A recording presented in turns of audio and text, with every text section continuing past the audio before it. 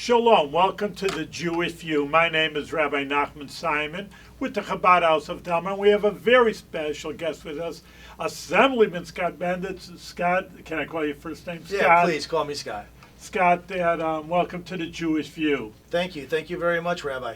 Now, the first thing is, what is your area? I know we're studio here is in Delmar, and you are part of the Delmar, even though really I know that on the east side of the road. I have a unique gerrymandered district for sure. So what I basically have is from Washington County, the southern tip of Washington County, which is Easton, White Creek, Cambridge, and then I have the majority of the hill towns in Rensselaer County, from Schaghticoke and Stephentown and Hoosick Falls and down to Schodack. And then I go down into Columbia County to Kinderhook, Stockport, Stuyvesant, the town of Chatham, village of Chatham, and then I also have the town of Bethlehem, which the majority of that town I have is Delmar, Glenmont, and North Bethlehem. But really, again, in all the assemblymen, you really have an equal population. I mean, it's a different area. We all have an equal population. We all have about 135,000 people, and that's how much I represent. And I went from being a county legislator, where I represented only 3 towns, Schodack, Nassau, and Sand Lake, which is where I live, to now representing 135 people in four different counties. Very good. All right. Well, our YouTube goes on for years and different times. But right now, at the beginning of the assembly, what are the big issues that are coming up, or the hot issues, maybe we can say? Well, I mean, there's issues that are important to different people, and I think one of the issues that New York State has is that there really isn't a one-size-fits-all approach. So whereas in New York City there might be certain issues that are really important to people who live down in Manhattan, the Bronx, Queens, there's issues that people live on Long Island would have, not necessarily the same as us here. As an example, I know public safety is a very large issue down in New York City. I don't really feel that way in the town of Bethlehem in Delmar. I don't know that I'm worried about crime. I am worried, though, in my community and my citizens that I represent and the constituents that I represent.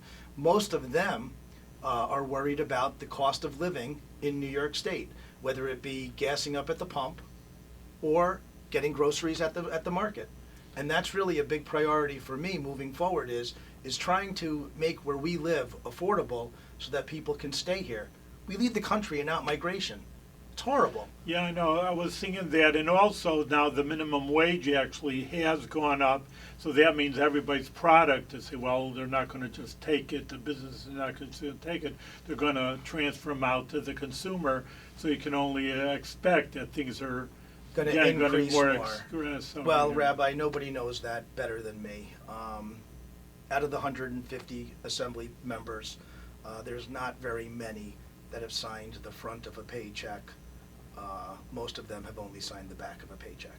I'm a small business owner. I started my business very modestly in the Colony Center Mall, and I built it up into an international company. Really? Okay, yes. And if there's anybody that knows about minimum wage as a shopkeeper, it's me. That's what I am. I'm a shopkeeper, okay? And so when you have a business that relies on retail employment, a lot of times what happens is somebody gives you a call and they say, hey, you know what? My son just graduated from high school. My son just is home for college and he needs a job. Can you help me out? And of course you want to help them out. Of course you want to mentor a young person. Of course you want to do anything that you can to share with them, the real world. And it was easy when minimum wage was a little bit lower. But when you raise the minimum wage to a living wage, it negates certain people from the job market. I hired and fired people many, many times in my life. And what I've learned is that there's some people that are worth it, and unfortunately, there's some people that are not worth the pay. And those people need some assistance. And they need to grow into a job, like a young person. So when you hire somebody, as an example, to do weed whacking, and it's a 16-year-old young man. Just wants a few dollars. Should that gentleman, young man, be paid the same as a college student who comes home, who's done it for 4 years? Maybe we should have a Or he has a tiered, family. Yeah. Maybe we should have a tiered system. Maybe we should have a system for a minimum wage for people who are supporting a family. Nobody should go hungry. Nobody should be disenfranchised. We know that. I mean, that's what we're taught. Yeah, sure. However, we've now removed a whole underlying workforce that's going to be very challenging. How are you going to pay $20 an hour for a kid to work in a summer camp, or $15 an hour for a kid to work in a summer Even a camp? factory, they say, I mean, they're going to be innovative, the business people, and get a robot. So they figure for $10,000, you got a robot for 5-10 years, and instead of paying, and then they're off sick leave, et cetera, and so you're just disenfranchising all these young people. Or I mean, you'd say, carry your example further, or someone who's got a family, so to speak, and he has a wife and a child, and they can't pay the rent, and now, how do you pay that same thing as to a 16-year-old kid who wants a few extra dollars? I would to love to spend? tell you, Rabbi, that New York State government cares about small business. And I know that the governor has put forth a program called New York Forward. And I've been very lucky to have participated in that. And I brought home money for Hoosick Falls, for Cambridge, and for Kinderhook in my district. Okay? And that will help revitalize Main Street. But the fact is that this government right now could be putting forth a tremendously more effort into the small business owners. A significant majority of people work for small businesses. And small businesses are maybe a one-man shop up to maybe a larger company that people don't think is necessarily a small business. But if we really care about small business, as a member of the Small Business Committee, we'd be having meetings. We'd be discussing these things. Assemblymember Sturpes is the chairman of the Small Business Committee. We only met one time last year. One time. Small businesses are the lifeblood of our communities. They're the ones that when you say, I need a donation, somebody in my town, their house burned down, I need a donation, can you give me a gift card? Who gives you the gift card? The small business owner. Who sponsors the Little League team? The small business owner. Who cleans up his sidewalk in front of the town? Small business owner. Who's paying the taxes in the town? Small business owner. Well, I see that totally because, again, the Jewish community, and I always say I'm 29 years old, but don't Well, you look believe that. In any case, but used to be you'd go to town and there's this Jewish business, like you say, you'd go to him for help and this one for help, and now you have to be a corporate. Everything is into corporation, which really doesn't care that much about your local community. They're building their 1,000 stores around the country, and they're not thinking about the local people. So again, it's just, and then I think of someone, in the olden days, you'd set up a store, I mean, it's maybe 100 years ago, 80 years ago, and you'd start with something, and then maybe build it up. And again, it's good for everybody, good for the business, it's good for employees. And then you see a lot of these businesses now, their storefronts are empty. Who's going to go to the storefront for a little more money when they can go to these box stores? Or they can just go to Amazon and get it. Yeah, nowadays with online, you're right. And it's easier, you don't have to. And you lose your sense of community that way. You lose your, for me, I love to get my hair cut. I like to go to the dry cleaner. I like to go to these different businesses and kibitz with the people that are in charge. And it's a lot of fun. And then, as time goes on, you build relationships with them. You have an affair, they have an affair, you're invited, they're invited. Maybe you're not invited, but you say, hey, nice to see you, congratulations. That's part of being in a community and working together. And really, unfortunately, the way we operate around here, and when I say around here, I mean in the United States right now, it's every man for himself till there's a problem. Once there's a problem, we all band together, great. 9/11, we band together, great. We had a flood in my town, we band together, great.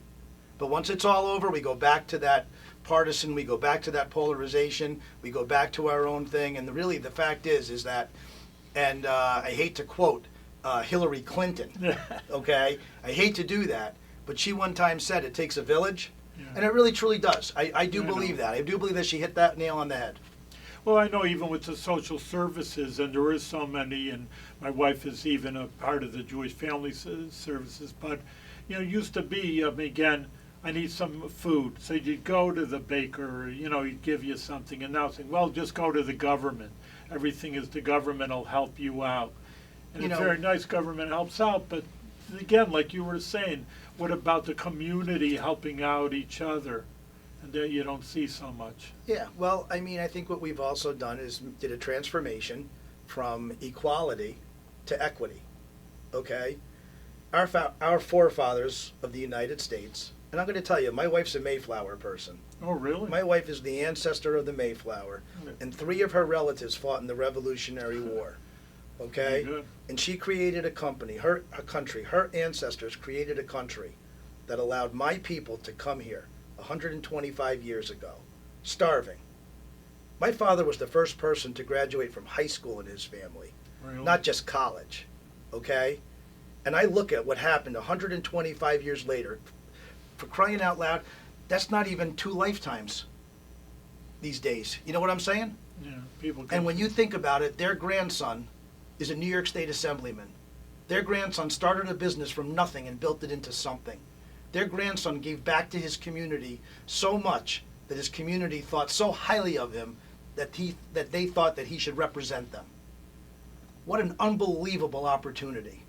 What an unbelievable place where we can all be equal, where we can practice religion without fear of persecution, where you can be black, where you can be Asian, where you can be Indian, where you can be anything, Jewish, you name it, Muslim, anything. And you can become whatever it is you want, whatever your mind can imagine, whatever it can be. And what they're doing is they want to take that away. And instead, they want equity, which means we all end up at the same place. I want to end up at the same place. I want to end up there, okay? Yeah, it's a good place to end up with. But let's just remember, while we're on this earth, and what our country is an achievement-based model. And I think we need to fight to keep it that way. Well, I totally agree with you. It hurts to me because, again, I love history. I mean, again, Jewish history, but I like general history, American history. And when people cut up, oh, America's this, and the United States is this, and it's awful here, and there's poverty there. Okay, no one's saying that the country is perfect. On the other hand, I just also have that same feeling. My grandparents were given opportunity. My parents were given a great opportunity to be in the United States and to be whatever you can. I have a sister who's a doctor, another one's a big manager in the hotel industry, and I know in Russia and Poland they wouldn't have that opportunity, and No. it just hurts when people just say, "Oh, this country is awful," and there's so many problems in it. All right, there's issues that's to work on, but again, I totally agree with you that people this is the best opportunity. They always say that people are knocking down the doors and. Well, look at it. They're all on their way here right now. Yeah. They're knocking down the doors to come in here. They're not coming down to China and Russia over here. No. They're not knocking down the doors to come No. there. No, Come Rabbi, to the they're not. United States. They appreciate. I mean, again, they want to make something of themselves. Of course, they have to do it in the right way. We can't take 1 million people in overnight. But on the other hand, I mean, hopefully, I know some of them, they come and they're trying to have a better life. And Let me the put it to people- you this way. I get it too, okay? And I love having people over to my house. I love it. I want everybody to come to my house and have a good time, all right? But there's certain times I got rules, My wife says I can't have anybody over till the house is cleaned up. Maybe we should clean up our house first before we have people come over. Maybe we should be cleaning up our house. Maybe we should be taking care of veterans. Maybe we should be taking care of seniors that are our largest, fastest growing group and going into poverty. Maybe we should take care of our homeless population. Maybe we should work really strongly on substance use disorder. And maybe then we can say to the rest of the world, come on in. You're right. There's so many problems here also. I mean, again, immigration, and we're both, products of that, and made the United States great. But, it has to be done with, you say in the Yiddish, with seichel, with a little intelligence. You can't just... Yeah, Yeah, I'm not you have to against do it. immigration. I mean, like you say, we're all immigrants here. I mean, that's the way it played out.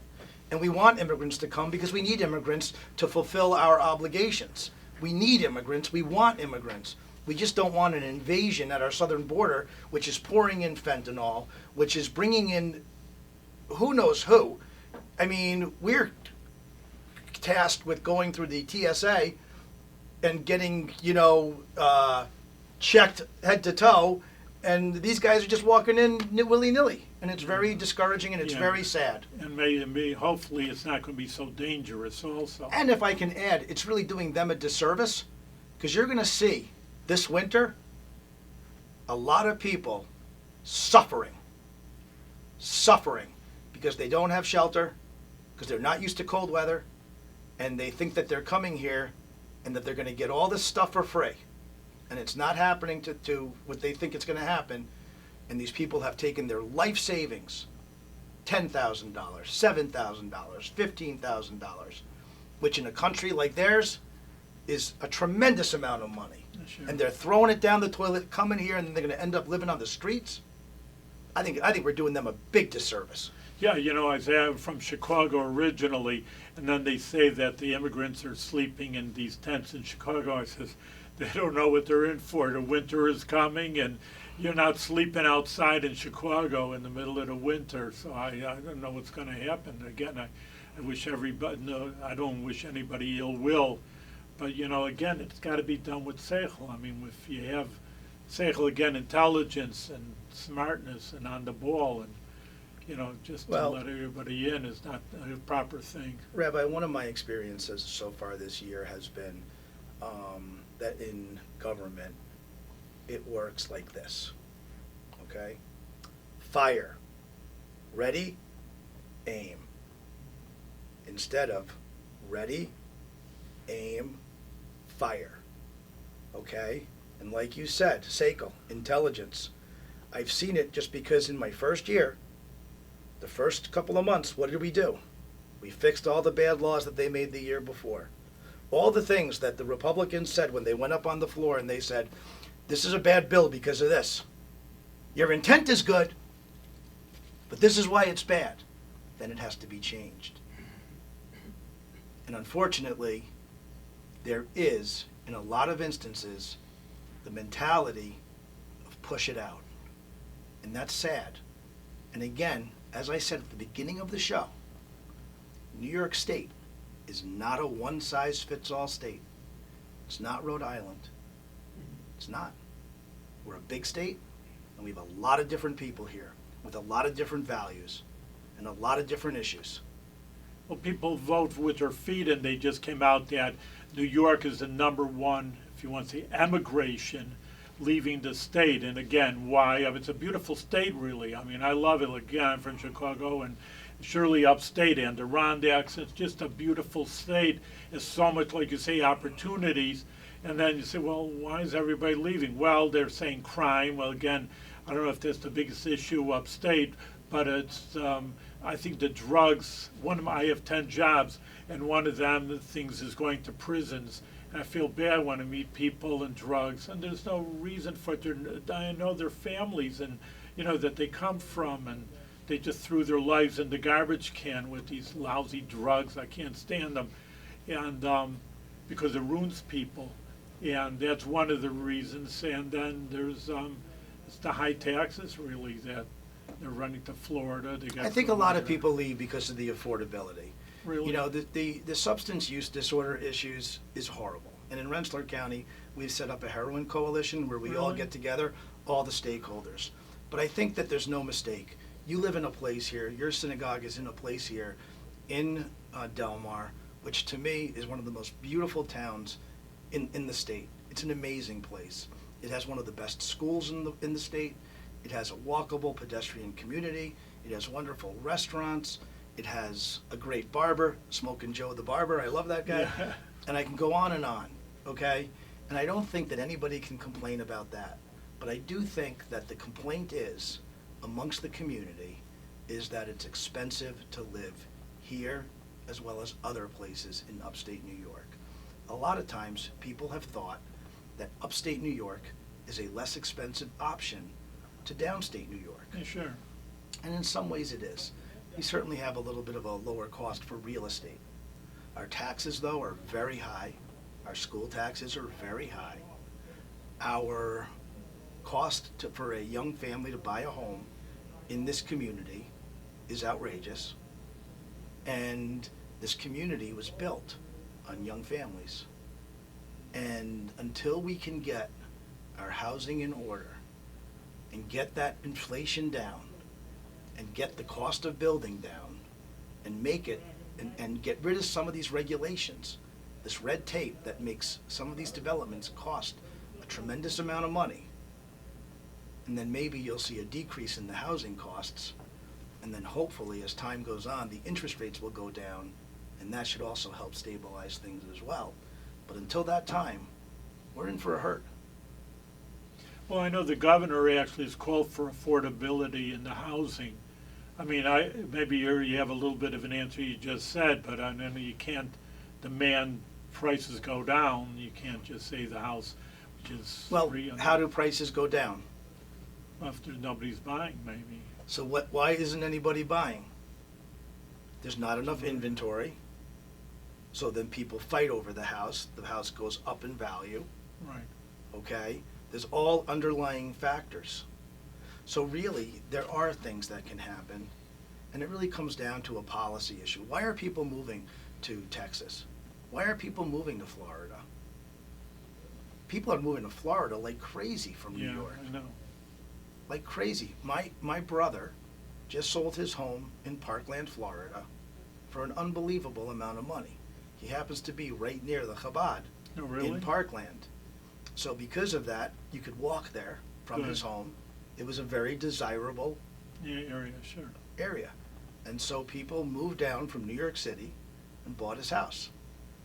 Now, why are people leaving New York and going to Florida? Is it because of the weather? No, it's surely a factor. Maybe, but isn't it really hot there in the summertime? Yeah, that's what my wife says. I don't want to be this too hot for me. You know? So, I mean, it's a very interesting dynamic. I don't know if you know this or not, but our New York State budget is the same size as both Texas and Florida combined. Well, where is the money going? To social services? I mean, it's got to go somewhere. I mean, it's not just things burning money. We have a higher tax rate. We have a higher tax rate. We have a state income tax, and we do provide a lot of services. Yeah. Now, we have New York City. They have Miami. You know, they're a large state. We're a large state. They got 20 million. We got 19 and a half. Why? Why, Rabbi? Don't like spending money. It's easy to spend money if it's not your money. I mean, it's Very challenging. Listen, I love New York State. That's why I live here. Yeah. I love New York State. I think that we're the best. And when I see all these kids that are being raised here, that are brilliant, that go on to colleges all over the country, and then they leave.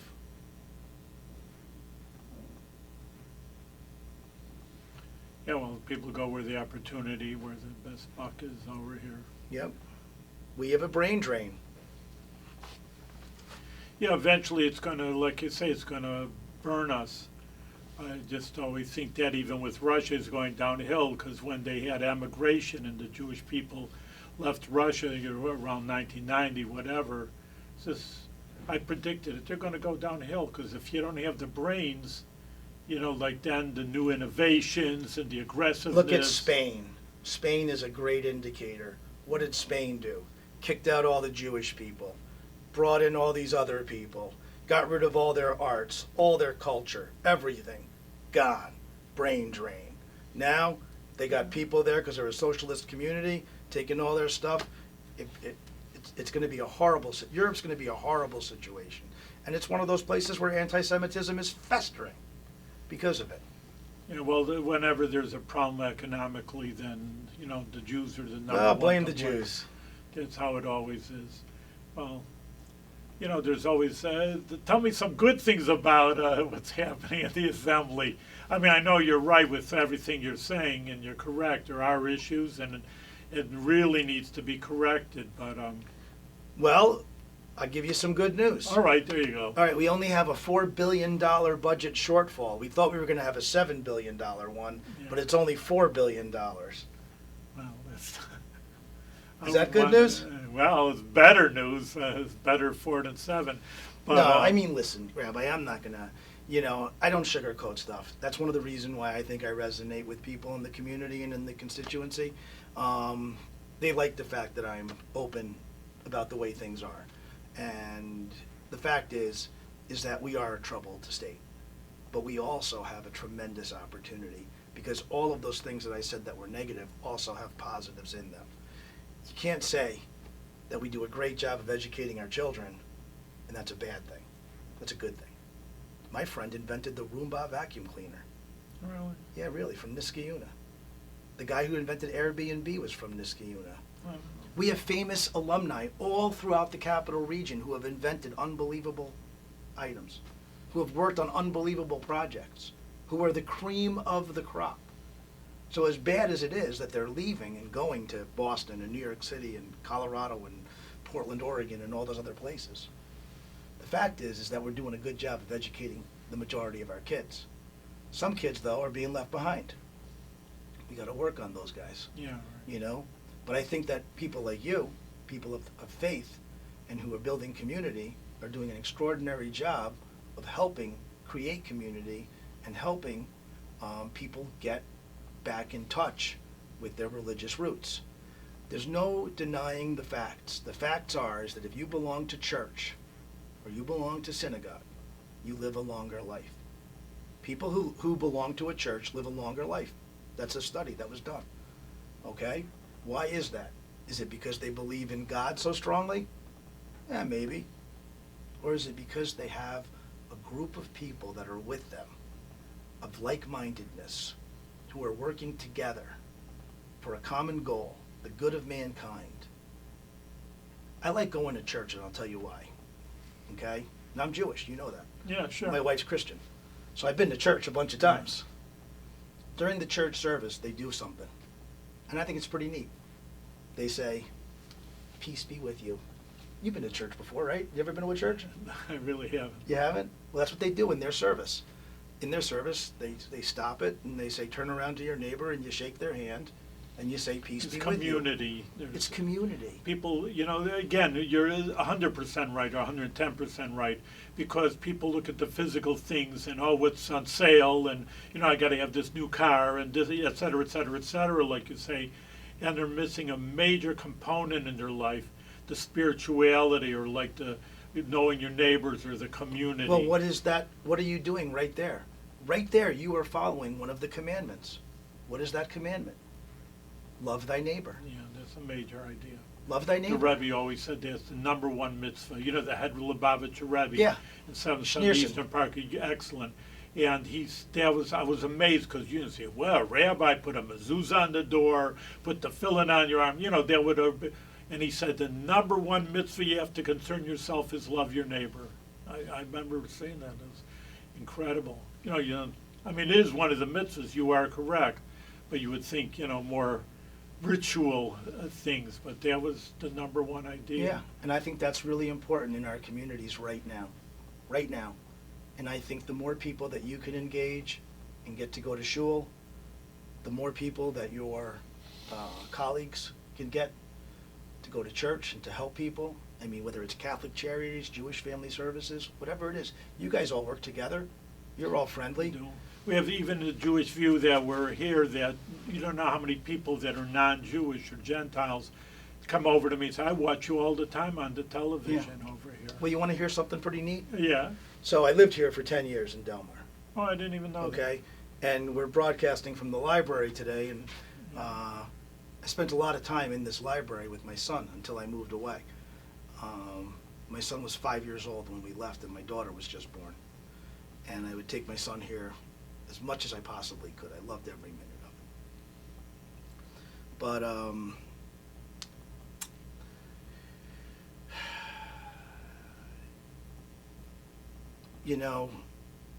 this area is just really amazing.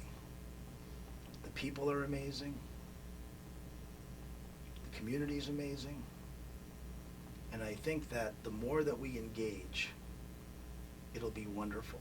And one time, my friend was the pastor at the Delmar Reformed Church. His name was Pastor Dave Corlett, okay? Probably before you came here. Yeah. And Pastor Dave was my buddy, and one of his congregants was a name, and he's probably still a member over there, named Bob Sampson. And they had very strong belief in God. And they loved Judaism. Really? Yes, really.